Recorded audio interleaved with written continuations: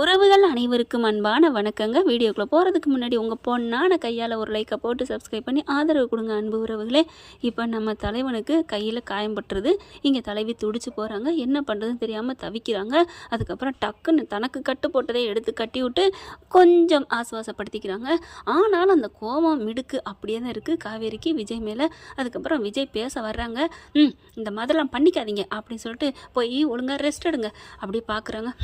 இவ்வளோ பாசம் கட்டி விட்டா நல்லா அக்கறையாக வந்தா நான் கூட கொஞ்சம் இறங்கி வந்துட்டாலோன்னு நினச்சா கடைசியாக மறுபடியும் ஆரம்பித்த இடத்துக்கே போயிட்டாலே அப்படின்னு நினச்சிட்டு அப்படியே சோபாவில் உட்காடுறாங்க. இங்கே காவேரி என்ன பண்ணுறாங்க, மனசுக்கே கேட்கலச்ச நம்மளால தான் அவருக்கு இப்படி கைக்கு ஆயிடுச்சோ அப்படின்னு நினச்சிட்டு என்ன பண்ணுறாங்க, போயிட்டு சாமி ரூமுக்கு போகிறாங்க.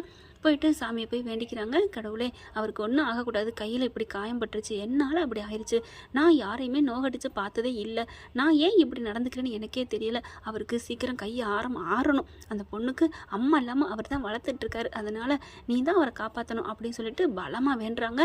இங்கே பார்த்தீங்கன்னா வாசல் நின்று அப்படியே ஒட்டு கேட்குறாரு விஜய்.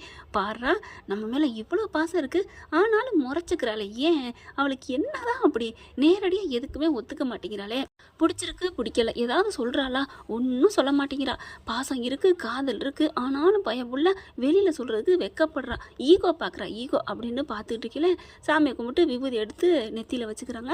அதுக்கப்புறம் கொஞ்சோன்னு கையில் எடுக்கிறாங்க பேப்பர் எடுத்து, அப்படி திரும்ப அப்படிக்கா ஒரே ஜம்ப்பு, ஐயையோ பார்க்குறாளா அப்படின்னு ஓடி போய் அந்த சோபாவில் உட்காந்துக்கிறாரு. இங்கே என்ன பண்ணுறாங்க, அதை எடுத்துக்கிட்டு வராங்க. வந்தால் அக்கா செல்விக்கா அப்படின்னு கூப்பிட்றாங்க, காணோம். ராதா அவங்களுக்கு வேலை பார்த்துட்ருக்காங்க. தாத்தா அப்படின்னு கூப்பிட தாத்தா வராரு. என்னம்மா காவேரி எதுக்குமா கூப்பிட்ட அப்படின்னு கேட்க அப்படியே விஜய் பார்க்குறாங்க. விஜய் இவங்களும் பார்க்குறாங்க.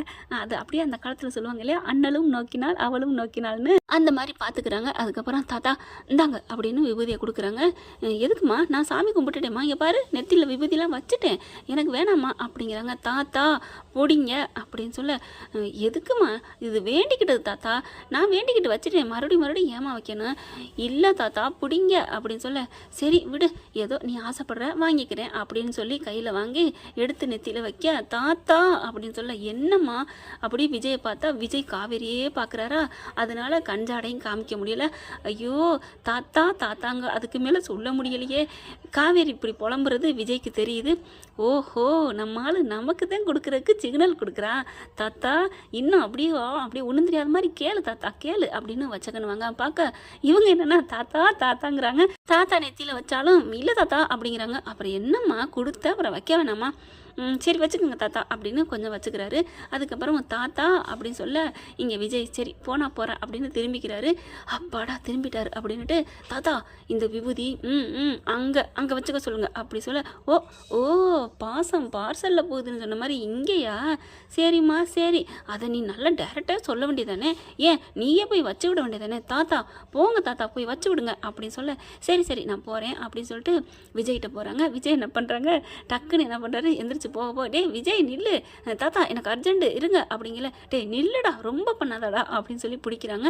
என்ன தாத்தா இந்த பொட்டு விபூதி வைக்கணும்டா, உனக்காக சாமிக்கிட்ட வேண்டிக்கிட்டதுடா, நீங்கள் எனக்காக வேண்டிக்கிட்டீங்களா, டே நான் இல்லைடா ஆளு அப்படி சொல்ல, எனக்காகலாம் யார் ஏன் வேண்டணுமா அப்படி சொல்ல, ஏன் வேண்டுனா என்ன தாத்தா இப்போ இதில் என்ன இருக்குது, ஐயோ என்னங்கடா ரெண்டு பேரும் மாறி பேசுகிறீங்க, தாத்தா எனக்காலம் ஒன்று யாரும் அப்படிலாம் வேண்டாம் தாத்தா, நான் என்னால் ஒருத்தவங்க கஷ்டப்படக்கூடாதுன்னு நான் வேண்டிக்கிட்டு வந்தேன் அவ்வளோதான் தாத்தா, அப்படிலாம் இறக்கப்பட வேணாம் தாத்தா, ஐயோ ரெண்டு பேருக்கு நடுவில் மாட்டிக்கிட்டு நான் முழிக்கிறேனே, டே இப்போ என் கையில் நம்ம வீட்டு சாமியோட விபூதி இருக்குது வச்சுக்கடா இங்கே வாடா அப்படின்னு கூப்பிட்டு வைக்க போகிறாங்க. எனக்கு வேணாம் தாத்தா அப்படின்னு சொல்லி திரும்ப அங்கேருந்து காவேரி வராங்க. என்ன இப்போ உங்களுக்கு என்ன ரொம்ப பிகு பண்ணுறீங்க, போட்டு இப்போ விபூதி வச்சுக்கிறீங்களா வைக்க மாட்டீங்களா அப்படி சொல்ல, நான் எங்கே வைக்கணும், எங்கள் வீட்டு கோயிலில் போய் நான் எங்கள் வீட்டு சாமி ரூம்பு பூஜை அறையில் போய் நான் வச்சுக்க தெரியாதா என்ன, எனக்காக நான் வேண்டிக்கிட்டு நான் வச்சுக்குவேன், யாரோட வேண்டுதல் எனக்கு தேவையில்லை, ஹலோ நாங்கள் வேண்டியாச்சு நீங்கள் வச்சு தான் ஆகணும் அப்படின்னு மண்டையில் ஒரு கொட்டி அந்த விபூதி எடுத்து பட்டுன்னு நெத்தியில் வச்சு விட்றாங்க. அடி பாவி என்னடி பழைய காவேரியாக மாறிட்டாளா. அப்படியே போட்டு அடித்து வைக்கிறாளே அப்படின்னு பார்க்க, தாத்தா இவளுக்கு இது நினைவு வந்துருச்சா, நடிக்கிறாளா? ஹலோ மேடம், உங்களுக்கு எதுவும் நினைவு வந்துருச்சா அப்படின்னு கேட்க, என்ன என்ன நினைவு வரணும்? இயற்கையாகவே யாராவது நம்மளை டீஸ் பண்ணால் அப்படி தான் நடந்துப்பாங்க. இன்னமும் உங்கள் மேலே கோவம் அப்படியே தான் இருக்குது. நீங்கள் என்ன என்ன பண்ணீங்க? நான் அழகாக கோலம் போட்டேன், அதை எப்படி தட்டி விட்டீங்க? அதை நான் மறக்கவே முடியாது. என்னை இன்சல்ட் பண்ணீங்க, நான் உங்களை அப்படிங்கல. அப்புறம் எதுக்காக சாமிக்கிட்ட வேணாங்களாம்? கேளுங்க தாத்தா. தாத்தா நான் தான் சொன்னேன்ல, எனக்கு இயற்கையிலே பேசிக்கலி எனக்கு மனசு ஹெல்ப் மனசு, நோக அடிக்கக்கூடாதுங்கிற மனசு அப்படின்னு விஜய் தும்முறாரு. ஹலோ ஹலோ, நாங்கள் உண்மையை தான் சொன்னோம். நான் ஒன்றும் சொல்லலையே தாத்தா. என்ன அப்புறம் இப்படி செருமுனா என்ன அர்த்தம்? நான் போய் சொல்கிற மாதிரில அர்த்தம் அப்படின்னு சொல்லிட்டு போங்க தாத்தா. இவரோடலாம் இதுக்கு தான் நான் வேண்டுனேன் பாருங்க சாமிக்கிட்ட போய் அப்படின்னு சொல்லிட்டு நான் அம்மாவை பார்க்க போகிறேன் தாத்தா அப்படின்னு போகிறாங்க. ஏன்டா எதுக்குடா இந்த பிரச்சனை அப்படிங்கல. தாத்தா விடுங்க தாத்தா, ஒன்றும் பிரச்சனை இல்லை அப்படிங்கிறாங்க. இங்கே பாரு, இப்போ உன் கையிலையும் காயம்பட்டு அந்த பொண்ணுக்கும் காயப்பட்டு, ஏன்டா தாத்தா உண்மையிலே உப்புலாம் சப்பு இல்லாத காரணத்துக்குலாம் இவ காரணமே இல்லாமல் சண்டை பிடிக்கிறா தாத்தா. அவள் வேணுங்கன்னே பண்ணுற மாதிரி எனக்கு தோணுது தாத்தா. சரி விடு, வேணுக்குன்னு பண்ணாலும் சரி வேணான்னு பண்ணாலும் சரி, உங்கள்கூட நல்லா தானே ஜாலியாக தானே பேசுகிறா தாத்தா. அவள் எந்த நேரத்தில் எப்படி பேசுகிறான்னு தெரிய மாட்டேங்குதே. அண்ணியனா மாறுறா, அம்பியா மாறுறா. சாதாரண ஒரு தண்ணி கொட்டி கோலம் அழிஞ்சு போச்சு, அதுக்கு போய் வீம்புக்கு பண்ணுறா தாத்தா. எனக்கு என்ன பண்ணுறதுனே தெரியல தாத்தா அப்படிங்கிறாங்க. இங்கே பாருப்பா, உனக்கு காலையில் நான் பேப்பர் பார்த்தேன், அதில் வந்து உன் ராசிக்கு, ஐயோ தாத்தா ஆரம்பிச்சிட்டிங்களா, பாட்டி தான் அப்படி அப்படின்னு சொல்லுவாங்க. அதெல்லாம் வேணாம் தாத்தா, எனக்கு இதெல்லாம் நம்பிக்கை இல்லை, இதெல்லாம் மூட நம்பிக்கை, விடுங்க தாத்தா. இல்லைப்பா உனக்கு நேரம், ஐயோ அதெல்லாம் எல்லா நேரமும் நல்ல நேரம் தான். ஏன் தாத்தா 5 வருஷமாக என் பொண்டாட்டியே பிரிஞ்சிருந்தேன், அப்பெல்லாம் இல்லாத நேரங்காலம் இப்போ வந்து என்ன கெட்டது வந்துட போகுது? இப்போ என் கண்ணுக்கு லட்சணமான என் அழகான என் அன்பு பொண்டாட்டி, என் ஆசை பொண்டாட்டி, என் செல்ல பொண்டாட்டி என் பக்கத்தில் இருக்கிறா. தாத்தா அப்படியே பார்க்குறாரு. என்ன தாத்தா பார்க்குறீங்க? இல்லை கொஞ்சம் மிச்சம் வச்சுட்டியாடா. என்ன மிச்சம் வச்சுட்டேன்? என் அருமை பொண்டாட்டி, என் ஆசை பொண்டாட்டி, என் காதல் பொண்டாட்டி, என் பொக்கிச பொண்டாட்டி, என் தேவியம் பொண்டாட்டி, என் திறவியம் பொண்டாட்டி, என் உலகம் பொண்டாட்டி, இன்னும் சொல்லுவியே? சொல்லுவேன் தான். உலகத்தில் இருக்க எல்லா மொழிகள்லையும் தத்துவங்கள் எவ்வளோ அழகானது இருக்கோ அது எல்லாத்துக்கும் பக்கத்தில் என் பொண்டாட்டியை வச்சு, என் பொண்டாட்டி, அதுவும் என் பொண்டாட்டி நான் சொல்லுவேன் தாத்தா அப்படின்னு சொல்ல, அது எல்லாத்தையும் காவேரி கேட்டுட்டு இருக்காங்க. எவ்வளோ நம்மளை ரசிக்கிறாரு, எவ்வளோ நேசிக்கிறாரு அப்படின்னு சொல்லிட்டு, ஏன் இந்த நினைவு பழைய நினைவு வர மாட்டேங்குது? ஐயோ அந்த பழைய காவேரி நான் எப்போ வருவேன்? என் விஜயன் அந்த காவேரி எப்போ நான் ரசிக்க போகிறேன்? கடவுளே உனக்கு கண்ணே இல்லையா அப்படின்னு சொல்லிட்டு அப்படியே ஒரு மாதிரி ஆகுறாங்க. நான் விரதம் இருக்கிறேன், எனக்கு நினைவை கொடு அப்படின்னு வேண்டிட்டு இருக்கல. இங்கே பாருப்பா, உனக்கு நேரம் சரியில்லை, கொஞ்சம் பார்த்துரு அப்படின்னு சொன்னோன்னே காவேரிக்கு ஒரு மாதிரியான நெருடலாக இருக்குது.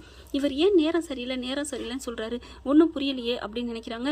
அதுக்கப்புறம் பார்க்குறாங்களா, சரி நம்ம சாமிக்கு போயிட்டு பக்கத்தில் கோயிலுக்கு போயிட்டு என்னென்னு பிரார்த்தனை பண்ணிட்டு வருவோம், அங்கே போய் கேட்போம், புருஷனுக்கு ஏதாவது ஆபத்துனா அங்கே வேண்டிக்கலான்னு சொல்லியிருக்காங்க. அங்கே போய் ஏற்கனவே அவங்க வந்து ஒருத்தவங்க அங்கே கூட வேலை பார்க்குறவங்க அந்த மாதிரி சொல்லியிருக்காங்க, அதனால் அந்த கோயிலுக்கு போய் வேண்டிக்குவோம் அப்படின்னு சொல்லிட்டு இவங்க என்ன பண்ணுறாங்க, காவேரி வேகமாக கிளம்புறாங்க.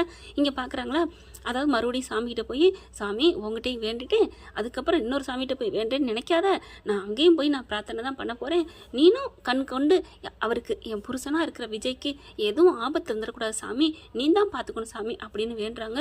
விஜய் பார்க்குறாரு, அட்டாடா புருஷனாகவே நினைக்க ஆரம்பிச்சிட்டா, நினைவு மட்டும்தான் இல்லை அப்படின்னு சொல்லிட்டு அப்படின்னு உள்ளார வராரு. படக்குன்னு திரும்புகிறாங்க.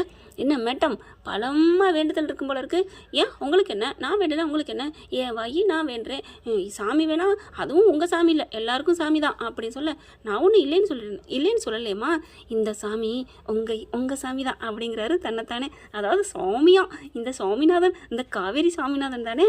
விஜய் சொன்னோன்னே ஒன்றும் இல்லை, இதுக்கு ஒன்றும் குறைச்சல அப்படின்னு சொல்லிட்டு திரும்புகிறாங்க. சரி எங்கே போகிறீங்க அப்படின்னு திரும்பிக்க, இங்கே விஜய் என்ன பண்ணுறாங்க, ஹலோ மேடம் நில்லுங்க அப்படின்னு கையை பிடிக்க, எங்கே போகிறீங்க?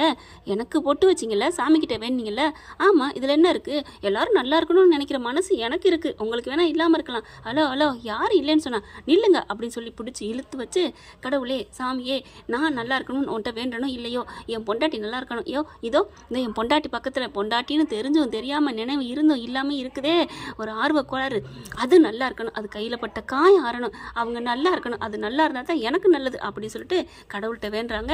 வேண்டி முடிச்சுட்டு விபூதி எடுத்து வச்சுக்கிறாரு. அப்புறமா என்ன பண்ணுறாங்க, அப்படியே திரும்புகிறாங்க, பட்டுன்னு நெத்தியில் வச்சு விட்றாங்க.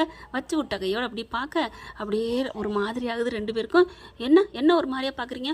ஒன்றும் இல்லை, அழகாக இருக்குது நெத்தியில் பொட்டு வச்சோன்னே, அதுதான் அப்போ பொட்டு வச்சா தான் நான் அழகாக இருக்கேனா? ஹலோ, விபூதி வச்சதுனால அழகுன்னு சொன்னேன், அவ்வளோதான் அப்படிங்கிறாங்க. அது சரி, அது என்ன இதுங்கன்னு சொன்னீங்க, அது யார் இதுங்க அப்படின்னு சொல்ல, ஐயோ இதுங்கன்னு சொல்லிவிட்டேன்னா, காவேரி அதாவது இதுங்கன்னா ஒரு செல்லமாக சொன்னது. செல்லமாக சொன்னீங்களா? என்னன்னு சொன்னீங்க? என்னை எப்படி இதுங்கன்னு சொல்ல போச்சு? இதுங்க நல்லா இருக்கணும், இது நல்லா இருக்கணும், இதுங்க நல்லா இருக்கணும்னு எப்படிங்க சாமிகிட்ட போயிட்டு இதுங்கன்னு என்னை சொல்ல போச்சு? ஐயோ மாட்டிக்கிட்டேன்னா அடுத்தபடியாக காலையில் தான் கோல பிரச்சனை, அது கொஞ்சம் முடிஞ்சு வரையில் இப்போ இதுங்க பிரச்சனை வந்துருச்சா? அம்மா தாயே, இதுங்கன்னு சொன்னது தப்பு தான். இவங்கள் போதுமா? அதுவும் தப்பு தான். இவர்கள் போதுமா? அப்படிங்கிறாரு. தப்பு தான், உங்கள் மேலே நான் கோவமாக இருக்கேன், நான் கிளம்புறேன். மேடம் எங்கே போகிறீங்க? நான் எங்கே போகிறேன் அப்படின்னு சொல்லிட்டு போகல. தாத்தா கேட்குறாரு, அம்மா எங்கேம்மா அப்படிங்கல. நான் கோயிலுக்கு போகிறேன் தாத்தா, அவருக்கு ஏதாவது ஆயிடக்கூடாது, அதனால தான் நான் வேறு எங்கேயும் போகலை அப்படின்னு சொல்லிட்டு போகிறாங்க. விஜய் என்ன பண்ணுறாரு, ஆஹா இவ எங்கேயாவது போயிட்டு எங்கேயாவது மாட்டிக்கிட்டான்னா, இதுவே ஊருக்கு புதுசுன்ட்டு ஐயோ இதுவேன்னு சொன்னதுக்கு கோவம் வந்துச்சு அவளுக்கு. இப்போ என்னதான் சொல்கிறது, நம்ம ஆர்வ கொளரா செல்லமாக பொண்டாட்டி இது அதுன்னு பேசிவிட்டோம். இது தப்பு தான். தப்பா ஃப்ரெண்ட்ஸ் சொல்லுங்கள், செல்லமாக தான் நான் இதுன்னு சொல்லிவிட்டேன் என் பொண்டாட்டியை, தப்புன்னா சொல்லுங்கள் திருத்திக்கிறேன் அப்படின்னு விஜயா உங்ககிட்ட இப்போ நான் கோரிக்கை வைக்கிறேங்க. இப்போ நம்ம ஆள் சிகப்பு காயினும் போகுது, பின்னாடியே மறுபடியும் சிகப்பு காயினும் போகுதுங்க. ஓகே ஃப்ரெண்ட், பார்க்கலாம். இந்த பதிவு உங்களுக்கு பிடிச்சிருந்துச்சுன்னா உங்கள் பொண்ணான கையால் லைக்கை போட்டு சப்ஸ்கிரைப் பண்ணி ஆதரவு கொடுங்க அன்பு உறவுகளே. Thank you friends. இந்த வீடியோ உங்களுக்கு பிடிச்சிருந்தா தயவு செய்து லைக் பண்ணுங்க. இன்னும் அப்டேட்ஸ்க்காக சேனலை சப்ஸ்கிரைப் பண்ண மறக்காதீங்க. நம்ம கிட்ட இருக்க எல்லா சேனல்ஸோட லேட்டஸ்ட் வீடியோ அப்டேட்ஸ்க்காக மேல ரைட் சைடுல காட்டுற லிங்கை கிளிக் பண்ணி வாட்ஸ்அப் குரூப்ல ஜாயின் பண்ணுங்க. உங்களிடம் விடைபெறுவது நான் உங்கள் மெஹர்.